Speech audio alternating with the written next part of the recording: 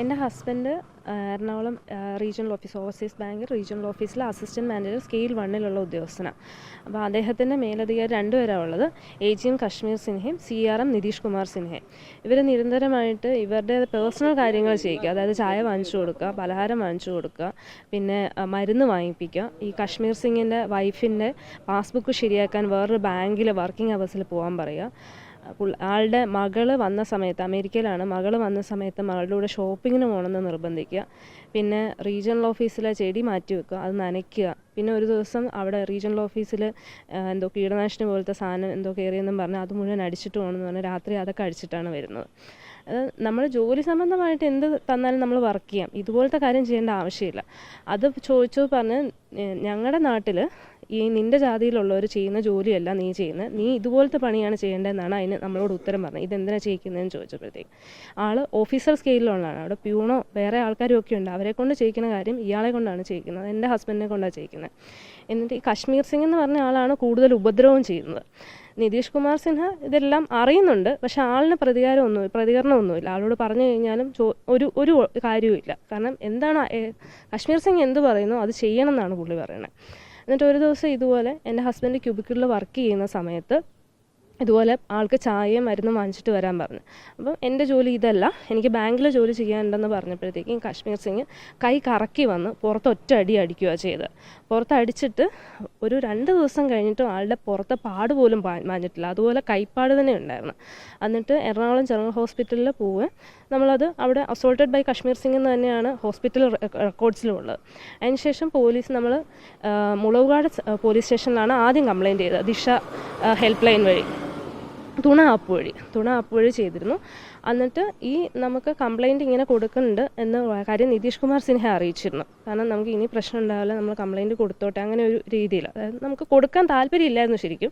അപ്പം അവൻ പറഞ്ഞപ്പോഴത്തേക്കും ഈ നിതീഷ് കുമാർ സിൻഹ ഒന്നും പറഞ്ഞില്ല. കശ്മീർ സിംഗ് വിളിച്ചിട്ട് ഭീഷണിപ്പെടുത്തി, നീ എനിക്കെതിരെ കംപ്ലയിൻറ്റ് ചെയ്താൽ നീ അനുഭവിക്കും, നിൻ്റെ ജീവിതം ഞാൻ തൊളിച്ചു കളയുമെന്നൊക്കെ മറ്റാണ് പറഞ്ഞത്. എന്നിട്ട് അന്ന് തന്നെ ഞങ്ങൾ കംപ്ലയിൻറ്റ് പോയി, അവർ പോലീസ് സ്റ്റേഷനിൽ വിളിച്ച് അന്ന് രാത്രി തന്നെ പോയി. രാത്രി എന്ന് പറഞ്ഞാൽ ഒരു 9 മണി സമയത്ത് തന്നെ പോയി ഞങ്ങൾ കംപ്ലയിൻറ്റ് തിരിച്ചു വാങ്ങിച്ചു. അതിനുശേഷം ഈ രീതിയിലുള്ള ഹരാസ്മെൻറ്റും മെയിനായിട്ട് അവർ വിളിക്കുന്ന ചമാർ കെ ബച്ചേ, നീച്ചെ ആത്മി അതുപോലെയൊക്കെയാണ് വിളിക്കുന്നത്. കാരണം ഞങ്ങൾ SC വിഭാഗത്തിലുള്ളതാണ്. അപ്പോൾ അവരുടെ നോർത്ത് ഇന്ത്യൻസ് അവർ രണ്ടുപേരും, അവരുടെ സംസ്കാരം അനുസരിച്ച് നമ്മൾ താഴ്ന്ന ജാതിയിൽപ്പെട്ട ആൾക്കാരാണ്. അപ്പോൾ ആ രീതിയിലുള്ള പ്രശ്നങ്ങളായിരുന്നു മൊത്തം. ഇത് കഴിഞ്ഞ് നവംബർ 1 ആൾക്കൊരു സസ്പെൻഷൻ ലെറ്റർ കൈ കിട്ടുകയാണ് ചെയ്തത്.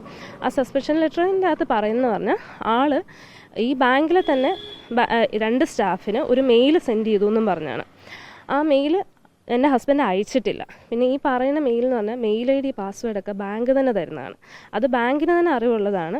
ഇവരുടെ പേഴ്സണൽ PC വെച്ചിട്ട് ബാങ്കിന് വേണമെങ്കിൽ ബാങ്ക് അതിൻ്റെ ഈ IT വിഭാഗത്തിന് ചെയ്യാവുന്നതേ ഉള്ളൂ. ആളുടെ കമ്പ്യൂട്ടർ ഉപയോഗിച്ച് ചെയ്യാൻ പറ്റുന്നതേ ഉള്ളൂ.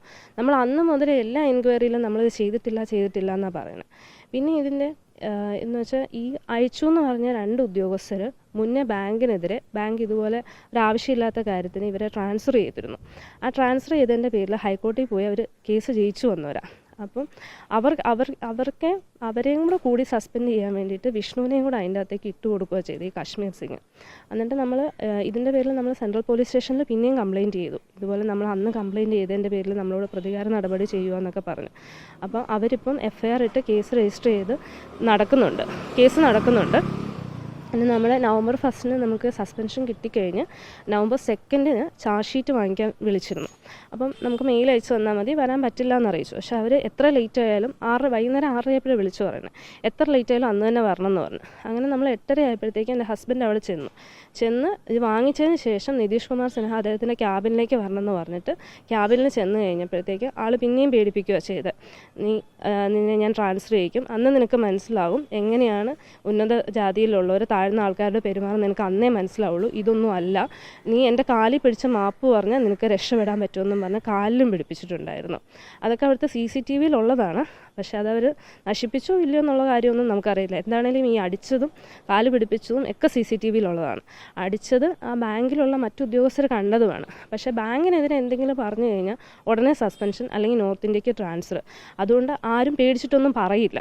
പോലീസ് ഒന്ന് ചോദിച്ചപ്പോഴാണെങ്കിലും ആരും കണ്ടിട്ടില്ല എന്ന് പറയണില്ല, പക്ഷേ അവർക്ക് പറയാൻ പേടിയാണ്. അതിനുശേഷം ഹൈക്കോടതിയിൽ നിന്ന് നമ്മൾ കേസ് പണിഷ്മെൻറ്റ്, ഞങ്ങൾക്ക് കിട്ടിയ പണിഷ്മെൻറ്റാണ് അതിലും ഇത്.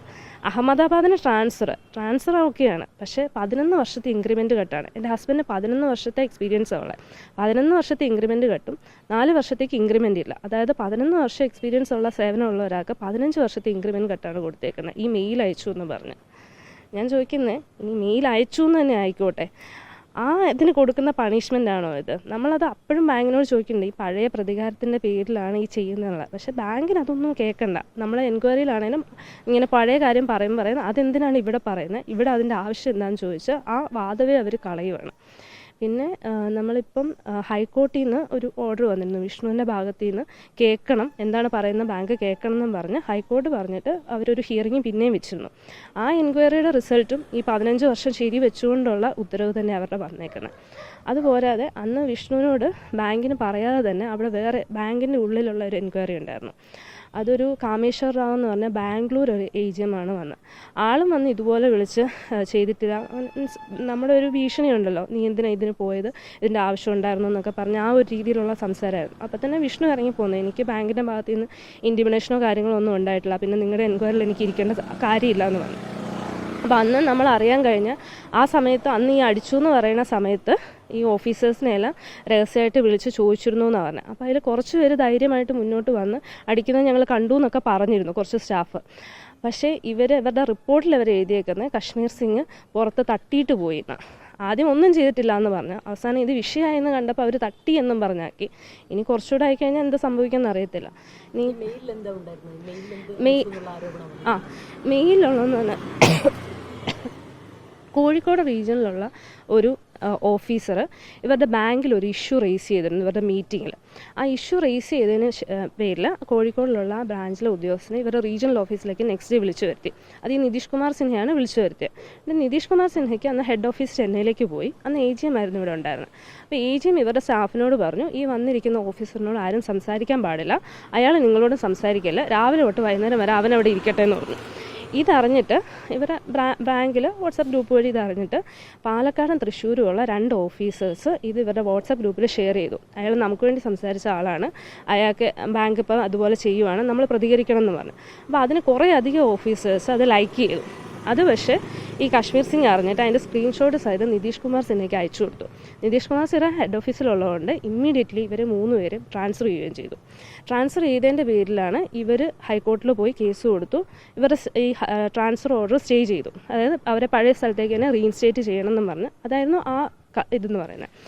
എന്നിട്ട് ഈ കശ്മീർ സിംഗ് ഒരു അഡ്വക്കേറ്റിനെ കണ്ടിട്ട് ഇതിൻ്റെ ഒപ്പീനിയൻ എടുത്തിരുന്നു. ആ ഒപ്പീനിയനിലുള്ളത് ഈ 3 ഓഫീസിനെ എന്തെങ്കിലും റീസൺ പറഞ്ഞ് സസ്പെൻഡ് ചെയ്യുക. സസ്പെൻഡ് ചെയ്തതിന് ശേഷം ആ പോസ്റ്റിലേക്ക് വേറെ ഓഫീസേഴ്സിനെ വരുത്തുക. ഇവർ തിരിച്ച് സസ്പെൻഷൻ കാലാവധി കഴിഞ്ഞ് തിരിച്ചു വരുന്ന സമയത്ത് ഇവരെ അവിടെ വേക്കൻസി ഇല്ല എന്നും പറഞ്ഞ് പഴയ സ്ഥലങ്ങളിലേക്ക് തന്നെ, പഴയ സ്ഥലം എന്ന് പറഞ്ഞാൽ ലക്നൗ, ബർഹാംപൂർ, ഒറീസയൊക്കെയാണ്, അങ്ങോട്ടേക്ക് തന്നെ ട്രാൻസ്ഫർ ചെയ്യാമല്ലോ എന്നാണ് ഇതിൻ്റെ അകത്തുണ്ടായിരുന്നത്.